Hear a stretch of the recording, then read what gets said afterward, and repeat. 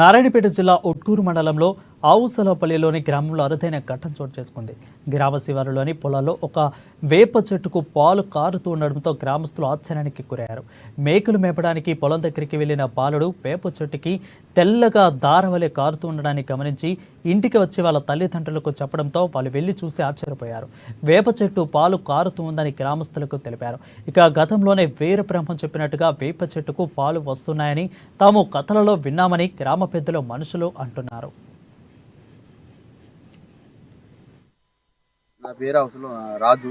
అవసలంపల్లి మా గ్రామము, ఉట్కూరు మండలం, జిల్లా మాబున నారాయణపేట.